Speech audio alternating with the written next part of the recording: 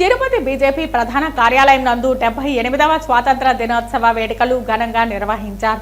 Tirupati BJP ప్రధాన కార్యాలయం నందు 78వ స్వాతంత్ర దినోత్సవ వేడుకలను అధ్యక్షులు చంద్రప్ప ఆధ్వర్యంలో బీజేపీ నాయకులు భానుప్రకాష్, పార్థసారథి, నరేందర్ రెడ్డి, వరప్రసాద్, శ్రీహరి, జల్లి మధుసూదన్, డాక్టర్ నరేష్, మాళ్లకుప్పం శేఖర్, తేజ, గుండాల గోపీనాథ్, ప్రశాంతిరాజు, గుండాల నాయక్, రవి, జగదీష్ ఘనంగా నిర్వహించుకొని ప్రజలకు స్వీట్లను పంపిణీ చేసి స్వాతంత్ర దినోత్సవ వేడుకల శుభాకాంక్షలు తెలియజేశారు. ఆనాడు 1947 కంటే ముందు ఎన్నో లక్షల మంది ప్రాణాలు త్యాగం చేసి ఎన్నో కోట్ల మంది ఇబ్బందులు గురైతే ఈరోజు మనం స్వతంత్రంతో ఉన్నాము.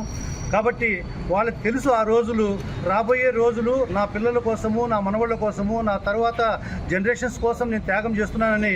They pretty well know that they are not going to live next generation. They have sacrifice their lives for tomorrow's people.